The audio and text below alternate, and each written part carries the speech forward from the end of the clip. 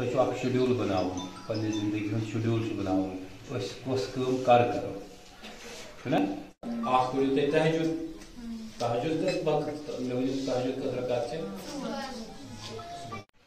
सोन दोस्त basically start गसन रात से 2:30 बजे पे 3 बजे या अगर किसी को टीचर बनना है देन चूज फॉर योरसेल्व्स कि कौन सा सब्जेक्ट लेना है।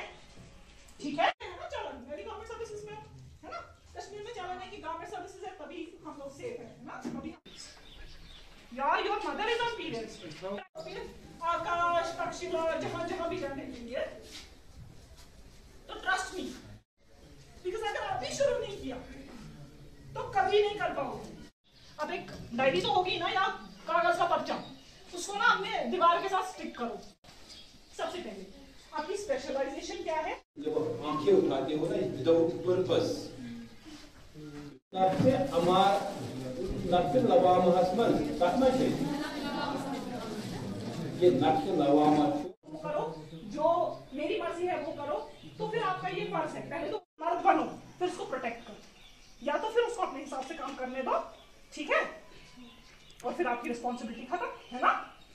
सब विलेज आई डोंट नो कितने फैसिलिटीज हैं दूध पिलाती है 2.5 साल तक वो तुमको नर्स करती है तो क्या वो ये डिजर्व नहीं करती है कि आप उसके साथ अच्छे से बात करो।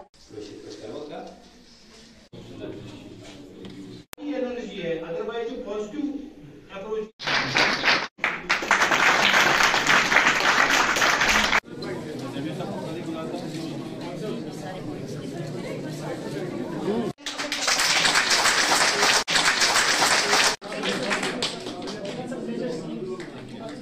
आज का जो ये प्रोग्राम है ये गवर्नमेंट हाई स्कूल चंदारा जो है एक कोएड स्कूल है यहाँ पे ऑर्गेनाइज किया था जून अनदीप फिरदौस नाम के एक एनजीओ ने जो कि एक छोटे बच्चों का 12th क्लास 18-19 साल के जो सारे बच्चे हैं वो एक साथ जो है कंबाइन हुए हैं और उन्होंने एक बहुत ही अच्छा इनिशिएटिव स्टार्ट किया है मेंस्ट्रुअल हाइजीन और मेंटल हेल्थ को लेके।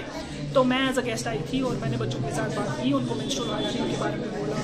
तहसीलदार साहब आए थे उन्होंने अपनी तरह से मॉरल्स के बारे में बच्चों को तालीम दी। ऐसे प्रोग्राम्स जो हैं वो बहुत ज़रूरी है हमारी सोसाइटी के लिए।